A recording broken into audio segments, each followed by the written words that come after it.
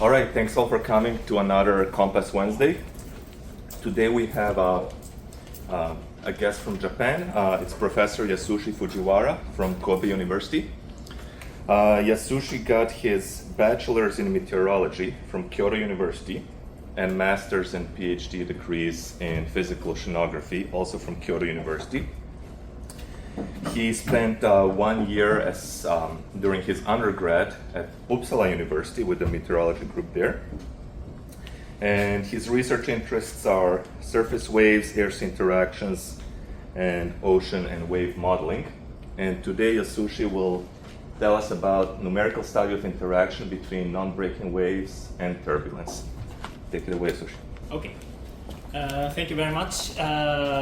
Thank you very much for having me here. I am Yasushi Fujiwara from Kobe University, and yeah, I am visiting here for not really having a specific purpose, but like visiting people, working similar relevant stuffs, and build networks.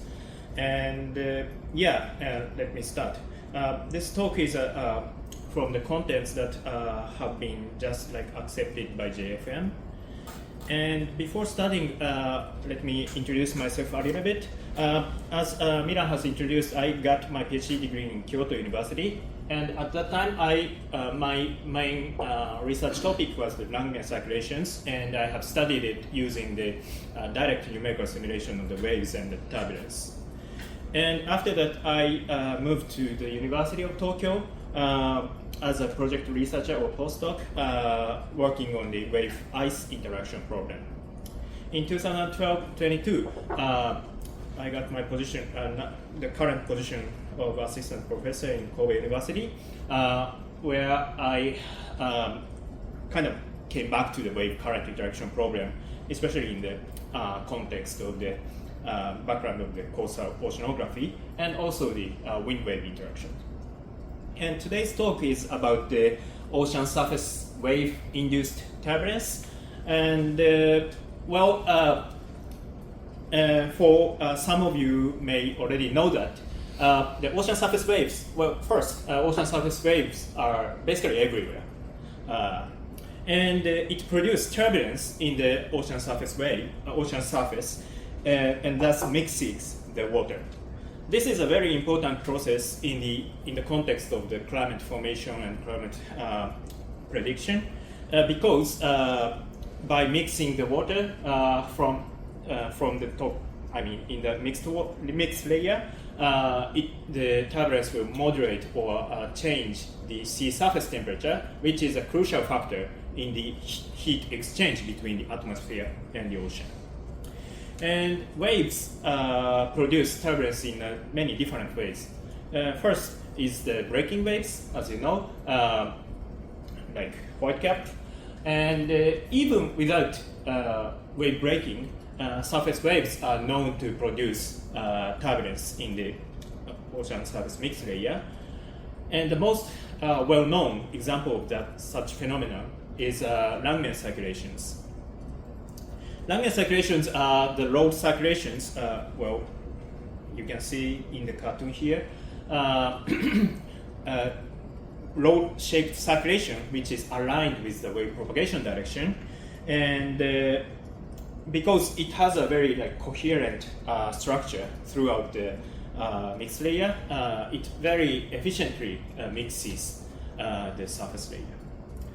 The driving mechanism of the Langmuir circulations are relatively well known, where the Stokes drift induced by the surface waves and the shear current driven by the wind waves, wind stress is coexistent and in the same direction. And that will lead to instability of the flow called CL2 instability to produce the road-shaped current. Well, I will be explaining the CL2 instability a bit later.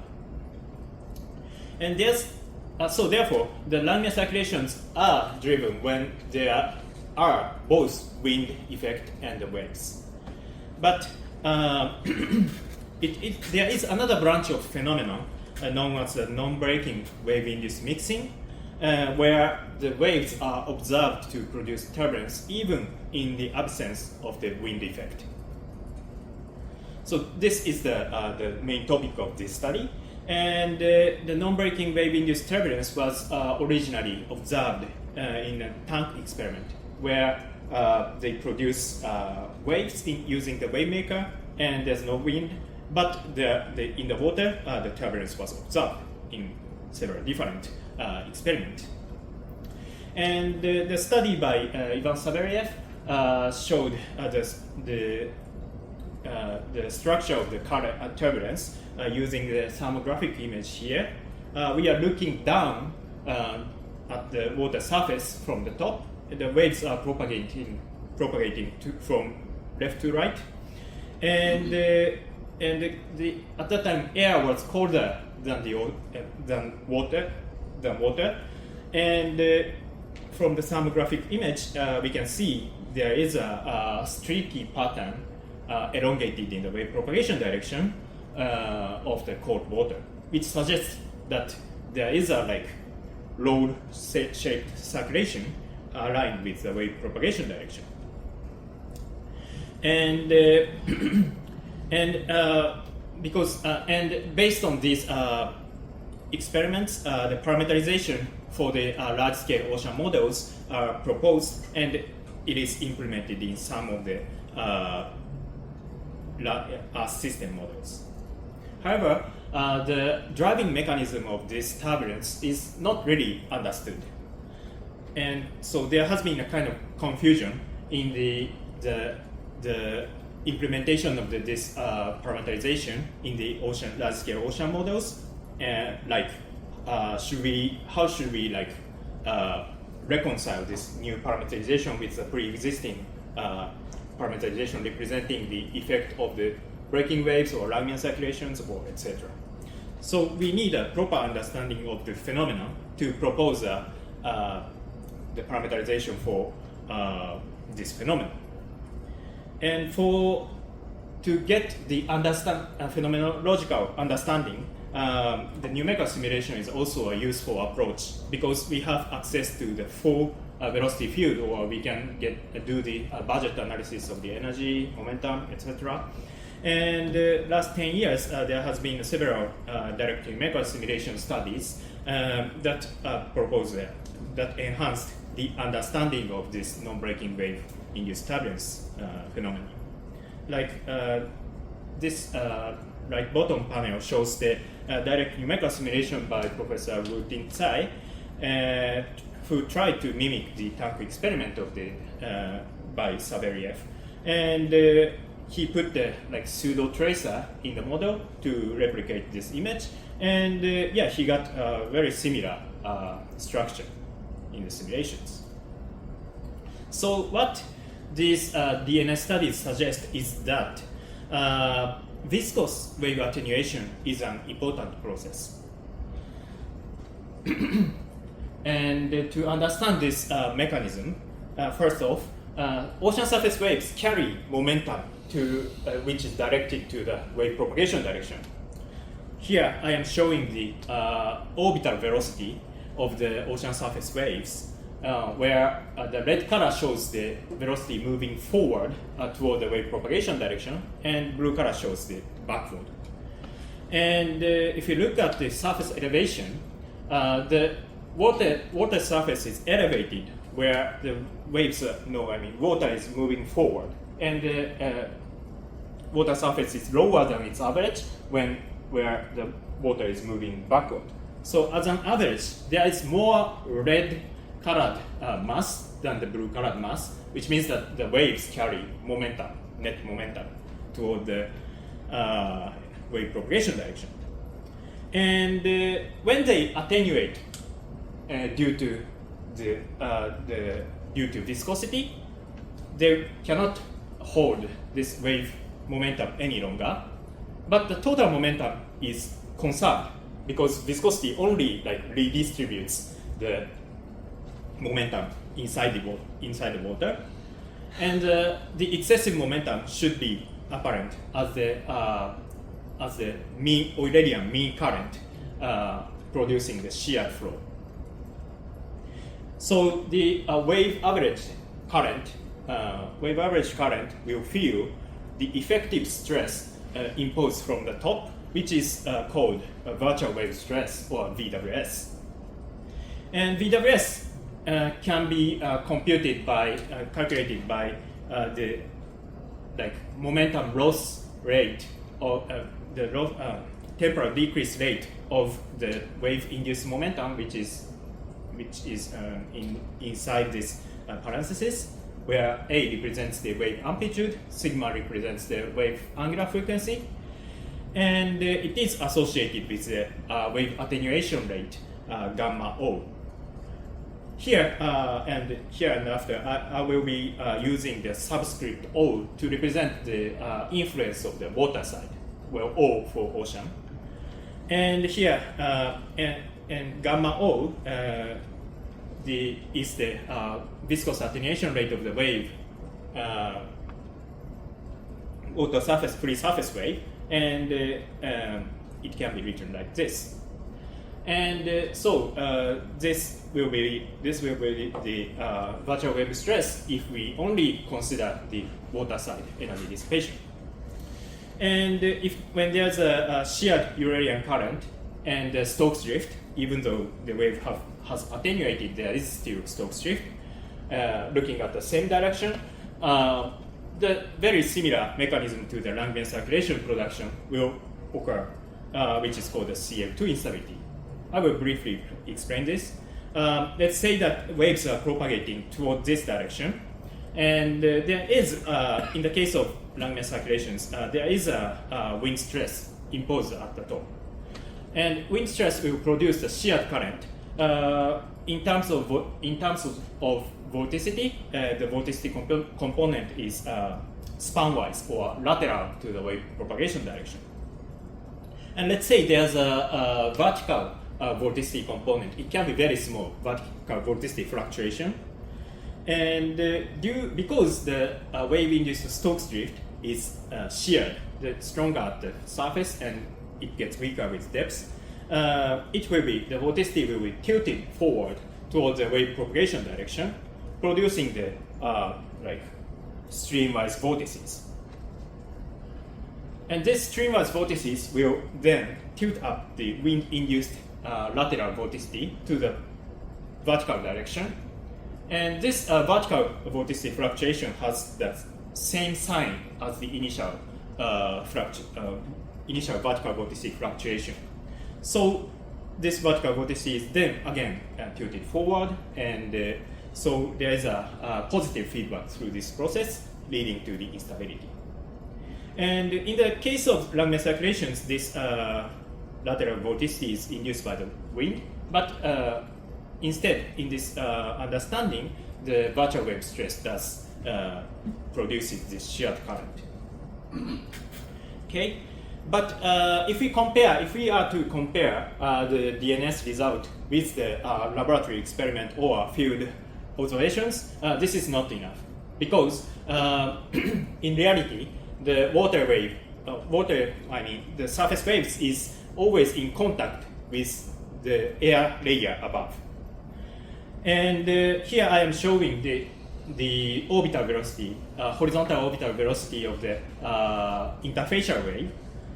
And we can see that there's a sharp discontinuity of the velocity between air and water. But in the presence of the viscosity, they need to be continuous across the interface.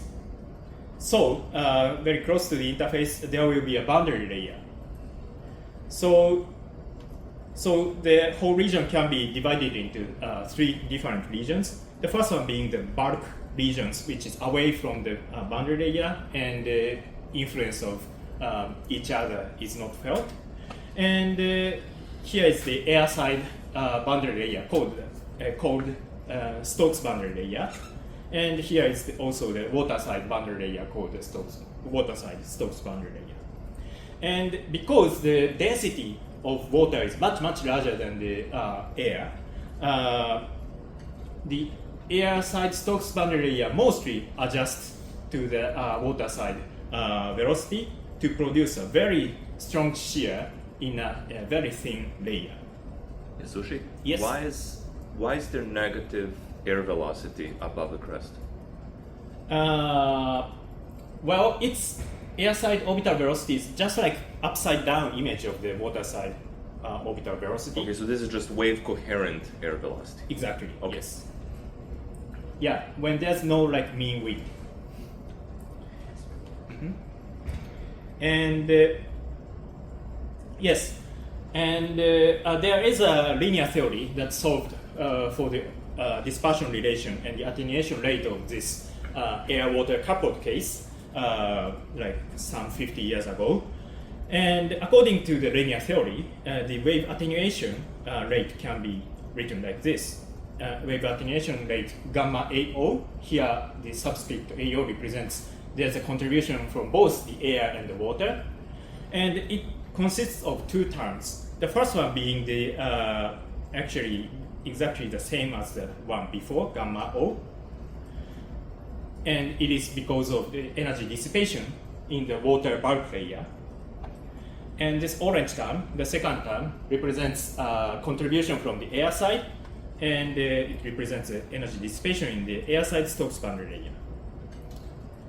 And yes, and well, we can by introducing a non-dimensional Reynolds number based on the wave properties, we can rewrite this formula like this. And what is important about it is that if we put the actual the material property like viscosity or density of the air and water, the amplitude decay rate gamma would look like this green line here. The horizontal axis is the wave period, the vertical axis is the decay rate, and the contribution from the water side is shown with blue, and the air side is shown with orange. So waves with longer period than 0.8 seconds, the wave attenuation is mostly attributed to the energy dissipation in the air side. And accordingly, the virtual wave stress is also revised following the wave attenuation rate of these two contributions, and it will be denoted with tau VWS with subscript AO in this presentation. So, it's been 20 minutes already, but the outline of this study is that I did a direct numerical simulation of air-water coupled attenuating waves using the wave resolving numerical model, and studied the turbulence intensity and compared it with the water-only simulation that has been carried out so far in the last 10 years. And yeah, the question is that can we understand the difference through difference of the turbulence intensity through the VWS argument? So here's the outline of the numerical model. I'm not going to go too much detail into the model, but I have developed a new model that can solve the air-water coupled surface wave simulations with an assumption based on the incompressible Navier-Stokes equation. And it is assumed that the interface, the air-water interface, will not overturn, so it will not break. And yeah, I have checked, I have built the numerical scheme with Carefree, and yeah, I have checked the performance. So here's the experimental setup of this study, which is labeled AW control, which means that air and water coupled, and the control is the main case. And the density ratio of 1000. And let us think of a box, a rectangular box filled with air and water, and the horizontal boundaries are periodic in both directions. And but at the vertical top and bottom there are these are rigid walls, and the length and the time are non-dimensionalized with a weight number of certain wavelengths, and angular frequency based on the dispersion relation of the linear gravity interfacial gravity waves. And then the viscosity will be represented through the Reynolds number. And I chose these parameters, and this actually corresponds to the realistic value of water and air material properties if we assume that the wavelength is of about 1 meter. And the length of the domain in x direction is 2 pi, which is 1 wavelength, and in y direction it's like 1.2 wavelengths, and the depth is like 75% of the wavelengths in air and water, respectively.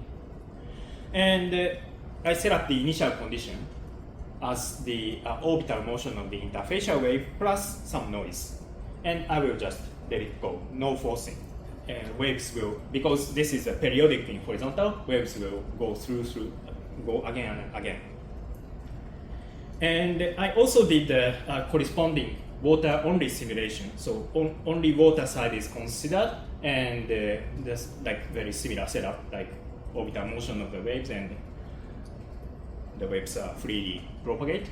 And it is termed W control because there's only water side. Okay, and here are the list of the cases that I will introduce here. A W control and W control are the main cases that we look at. And I also did a set of so-called no turbulence cases where the turbulence is not excited because I set up this simulation domain as the XZ vertical two-dimensional setup, so that there will not be a turbulence. Okay, yeah, I will mainly look at the AW control case. So here's the temporal change of the wave amplitude over time. The horizontal axis shows the time, and the vertical axis shows the amplitude. And blue color shows the AW control, amplitude change in the AW control, and the red-orange color shows the W control case. And there are two lines which corresponds to the linear theory of like air-water coupled and water-only cases. And we can see that even with the control cases, we can see that the wave attenuation rate corresponds well with the linear theory. And here I'm showing the non-turb cases where there's no turbulence. And I am showing the vertical profile of the horizontal velocity averaged over wave. And different time is shown with different colors. And we can see that as the time passes, the stream current, surface current with the same direction as the wave propagation direction will develop over time, which means that wave average current is receiving momentum from the waves. And also, the intensity of the Eulerian streaming is stronger in air-water coupled case than the water case, which corresponds to the which is consistent with the difference in the attenuation rate. So waves are attenuating more quickly in the air-water coupled case, so the waves are passing the momentum faster in the air-water coupled. And here's the like three-dimensional picture of the turbulence observed in the air-water coupled control case. And yeah, waves are propagating this way. And I am showing the contours, three-dimensional contours of the vorticity component in the wave propagation direction. And red and blue color shows the opposite sign, but I forgot which was which. But we can see that the vortices are elongated in the wave propagation direction, and so forming the streaky structure. And this is consistent with the laboratory experiment or waterside DNS. And then here is the velocity distribution of the vertical cross-section of the velocity distribution. And the top row is showing the velocity distribution average along y-axis, which is like in the crest direction. the span-wise direction. Here's the U, X component, V, and W, the vertical component. So we can see the velocity patterns which is consistent with the orbital velocity of the interfacial waves, like almost discontinuous at the interface for U. But from this figure, we cannot really see, but there is a very thin layer of in the air side close to the interface where the velocity very rapidly changes to adjust to the water layer. And here's a vertical velocity. And here I'm showing the intensity to represent the strength of the turbulence. I am showing the variance along y direction of each component U, V, W. And if we focus on the water side, especially V and W are strong, which also suggests that there is a rod-shaped structure there. And this is the development of the turbulence over time. The horizontal axis shows the time, and vertical axis shows the depth. And this is the AW control case. I'm looking only at the water side, and well, after like several hundred periods, the turbulence kicks in, and it diffuses or extends over depth. And if we compare the intensity of the turbulence with between the AW control and the W water-only cases, here is the time series of the TKE averaged over close to the surface, close to the surface above this white dashed line. And we can clearly see that the onset of the turbulence is quicker in the air-water coupled case, which is shown with blue line, and also after getting matured, the turbulence is persistently stronger compared to the water-only case. And this is also consistent with the stronger shear current observed in the air-water non-turbulence than the water-only case. And to look at the energy flow of this air-water coupled case, I did the energy budget analysis, and energy budget analysis of air-water coupled case. And here the energy is defined as the total velocity, the kinetic energy of the total velocity, which is mostly dominated by the wave orbital motion, not the turbulence fluctuations. And the energy equation looks like this. There are three flux terms that redistributes the energy over vertical direction, and also two source and sink terms, which corresponds to the conversion between kinetic and potential energies and dissipation due to the viscosity. And first, I'm showing the distribution vertical profile of these two source sink terms here. The vertical axis is the height, but it's kind of weird to see, but it's logarithmic in both air and water size beyond this 10 to the power of -2. But between these two, very close to the surface, the profile is plotted linearly.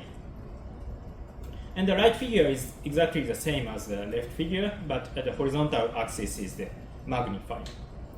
And to look more into the profile more quantitatively, I divided the region into 4 regions.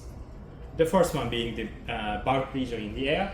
The second is the Stokes boundary layer in the air. The third is the Stokes boundary layer in the water, and the bulk region in the water. And if I integrate vertically the energy dissipation rate and the potential energy, the conversion to the potential energy, and the total decrease of the kinetic energy, and normalize the energy source and sink with the total dissipation, it will look like this. So energy dissipation occurs mostly over two domains, namely the bulk of the water and the Stokes boundary layer in the air. And if the energy is dissipated, energy should be lost from somewhere. And it is explained by like these two. The kinetic energy of the water side orbital motion is lost, which is a big portion, and also the potential energy is converted to the kinetic energy in the Stokes boundary layer of the water.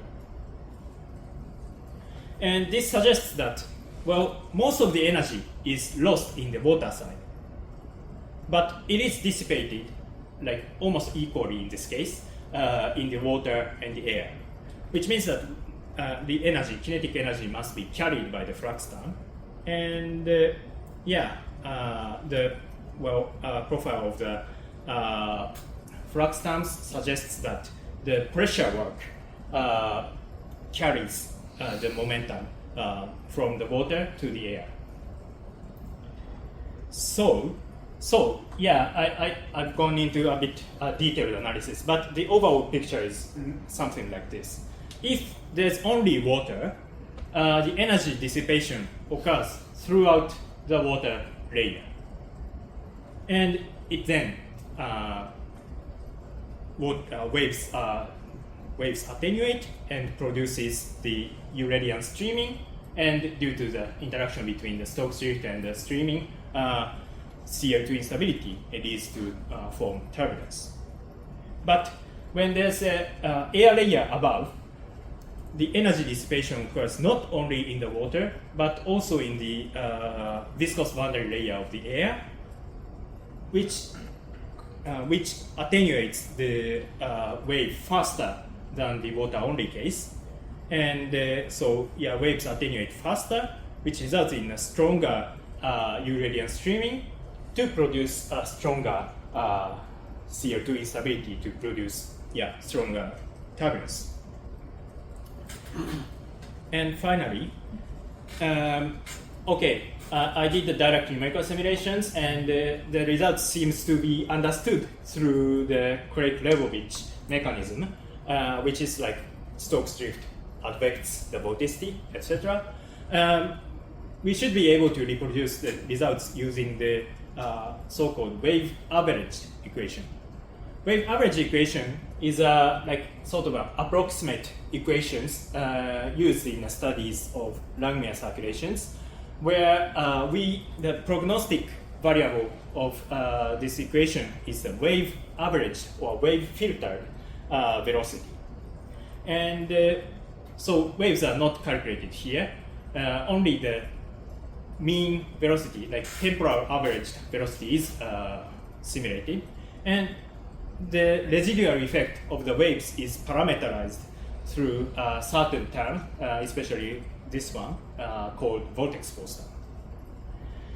And in this case, to reproduce the AW control and W control cases, we have parameterized the wave effect through the Stokes drift velocity and the top boundary condition, which replicates the Eulerian streaming. And the case AWCL, which tried to reproduce the AW control, was set up with a Stokes drift velocity and a top boundary condition using the tau VWS AO, from the linear theory. This guy.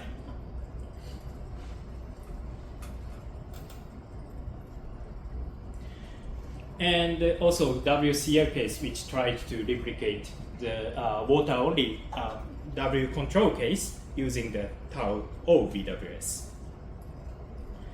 And I compared the velocity variance, the time series of the velocity variance close to the surface. And here is the time series of the U component, V component, and W component. And there are 4 different lines in here. There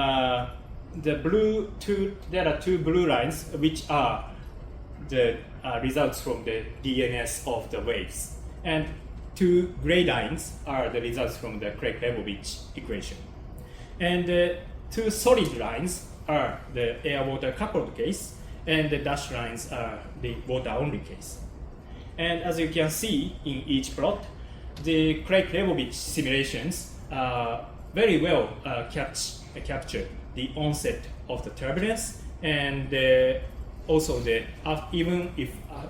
even after the turbulence gets mature and somewhat chaotic, the overall strength of the turbulence was well captured using the Craik-Leibovich simulation, which supports our understanding that the whole dynamics can be understood in terms of the Craik-Leibovich CO2 instability and the virtual wave stress due to the viscous attenuation of the waves.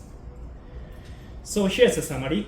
I did a direct numerical simulation of the air-water interfacial waves, and it was found that non-breaking wave-induced turbulence was significantly stronger compared to water-only simulation. Yes, and this is very quantitatively important for evaluating its actual effect in the field, or validating this simulation result or understanding based on it with the water tank experiment, because in reality, water is always in contact with air, and especially for periods longer than wave periods longer than about 1 second would be mostly dominated by the air side energy dissipation.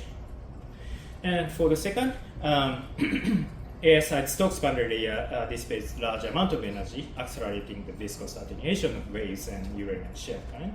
And wave-induced turbulence production was well reproduced with the wave-averaged framework, Craik-Leibovich formulation, with virtual wave stress as the boundary condition. So yeah, that's it. I would accept any comments or questions. Thank you very much. Thank you very much, Yasushi. Any questions from the room? All right, am I first, then Payson. Very nice presentation. I enjoyed it. So this mechanism seems to be like if you don't have any wind, right? Exactly. Yeah, and if you put some wind, you probably will generate a shear layer. Mm-hmm. And also if you have density effect, some convection, right? Hmm? If you, sorry? If you have density, convection. Yes. So my question is, how much wind is needed in your case to overwhelm this mechanism? Okay. Well, this study is low Reynolds number simulation. And if I evaluate the effect of the virtual wave stress using the realistic value of water and air viscosity, actually it's quite weak. Virtual wave stress is quite weak. So I don't remember the accurate number, but in the paper I evaluated the virtual wave stress, and well, using for example, assuming wave height, wave amplitude of 1 meter and the wave period of 7 seconds, the magnitude of the stress was 10 to the power of -4 Newton per square meter, which is pretty small. Okay. Yes. Thank you. Mm-hmm. Payson? Yeah, I kind of actually asked a question that I was interested in, but I have another question. Mm-hmm. Do you think, other than wind, do you think the simulation is critical dependent on the wave steepness, which will probably invalidate the non-slip one tree and create more turbulence in the air? Do you think that would be another? Yes, that would be possible, because as long as I have checked with the wave slope of 0.1, the linear theory seems to do the job. But for the steep waves, as you have said, there can be a turbulence production. And one big question that I have is that, well, air side Stokes boundary layer here, it can transform to the turbulent state if the wave amplitude is sufficiently large. and in that case, the energy dissipation here would be like enhanced because of eddy viscosity. And I couldn't observe it in my simulations, but with even higher Reynolds number or even larger amplitude waves, we may be able to observe the turbulence transition of this Stokes boundary layer, which will like increase the effect of the virtual wave stress. What is your Reynolds number? Well, in terms of, well, first, I see that. yeah. Reynolds number based on the angular frequency and the wave number of the waves. And it's deep water assumption. Exactly, yes. Thank you. Thank you. Brad? Does the scale of this turbulence come from the amplitude of the wave or the wavelength or some mixture? Does this work in the linear limit of tiny amplitude or what? Well, I suppose it's, well, I haven't really looked into that, but I suppose it's the thickness of shear layer, Yeah. which extends following due to the viscous diffusion of the momentum. Okay, so it doesn't really depend on The wave amplitude, per se, I don't think so. Nor the horizontal wavelength. It really is a viscous scale. I see. Yeah. Okay. Thank you. I have a related question, and maybe this answers it, but is there any wave steepness for which the turbulence never onsets in the water? Okay, Can it be gently sloped enough that you never generate any turbulence? it can be because if the, well, CO2 instability is actually mathematically quite similar to Rayleigh-Bénard convection. So we can think of like something like Rayleigh number. So if the waves are very like small amplitude, the wave forcing is too weak that the viscosity will not allow the turbulence, I mean circulation instability to occur. So that's plausible. Okay, and I have one more quick one. I see that for a lambda of 1 meter and 160 grid points, your resolution is just under a centimeter. It seems to be. Are you losing some of the smallest turbulence spectrum? I don't think so. Well, DNS is that the basic assumption of DNS is that we can resolve the Kolmogorov scale, the smallest turbulence, the length scale of the turbulence. We need to resolve that. And we can, and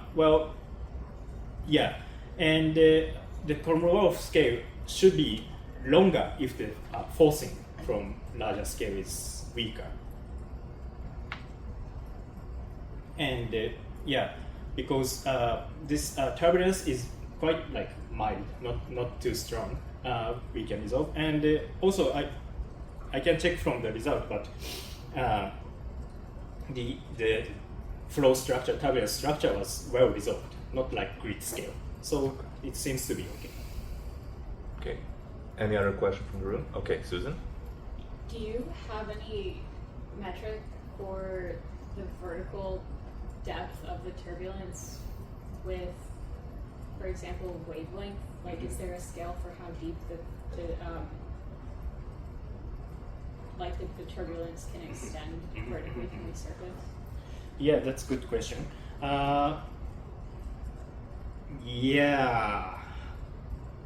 Well, for Langmuir turbulence, where there's a wind effect, it's usually considered as like about one wavelength. But in this case, the driving force of the shear flow is viscosity, so it's very thin. So I don't think the effect will be significant over one wavelength. But I don't have an immediate answer about the scaling. From your contour plot of TK, it seemed like maybe it was Yeah. about 10 to 20% of the wavelength. It was quite Right. shallow. Right. Yeah, about where the yellow-green stops. Yeah. Right. So yeah, in this case, it's a order of one wavelength. But if we say the wavelength is 10 meters or 100 meters, I don't think the effect of very thin viscous layer would extend down to 100 meters. But, yeah. Since we're good with time, I have one more. Mm-hmm. Spectral wave models implement swell attenuation Exactly. by yes. air. Yes. Can your results further improve that, or are they doing already pretty well? Well, the wave swell attenuation parameterization of spectral wave model is actually based on this theory. And they also assume that, well, at least in wavebot 3, they assume that if the orbital motion is like something like significant orbital motion is strong enough, as I have said in the answer to Peison's question, the Stokes boundary layer will turn into turbulent so that the attenuation rate will increase. But I cannot confirm that. Maybe my length number is not high enough. But yeah, so far this linear theory seems to be okay. But about turbulence transition, that's a very interesting open question. Thank you. I have one Lisa? question. It's a wrap-up question, really. Can you talk about implications? Like what this is not my specialty, and so I'm just wondering, how Yeah. you would, Implication. for what physical phenomenon should I work? Yeah. Consider this. Yeah. So. Yeah. This is a question from the JGR editor. Yes. Well, as I said, the turbulence itself won't extend too much into the mixed layer, which means that for the vertical mixing, it won't.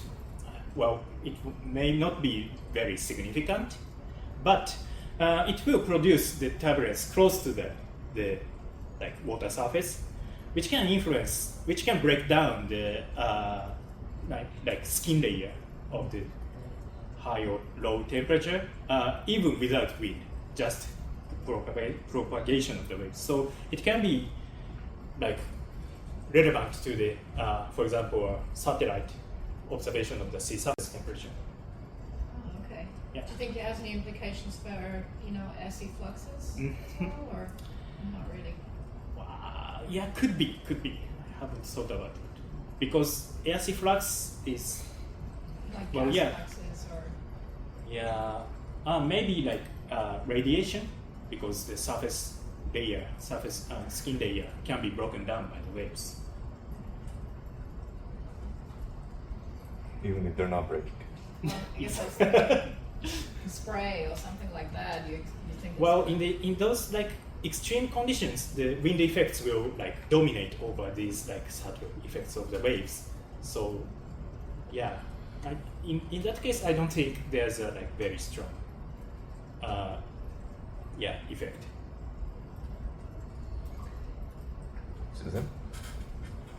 How would you imagine the effect on the surface skin layer of turbulence to be affected due to eddy, like a mesoscale eddy that perhaps in the Gulf Stream region where there may not be any surface breaking waves, but you have some local gradient of temperature that is confined in a small spatial region?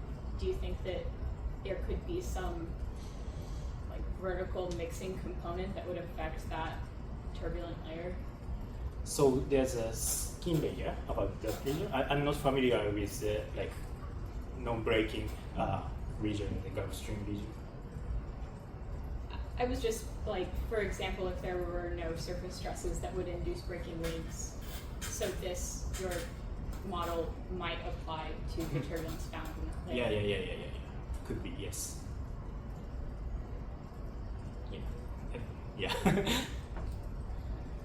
you. Roland, are there any questions from the Zoom audience? No, No? only 2 people left on Zoom. All right. Let's thank our speaker. Thank you, Yasushi, and thank you all for coming. Thank you.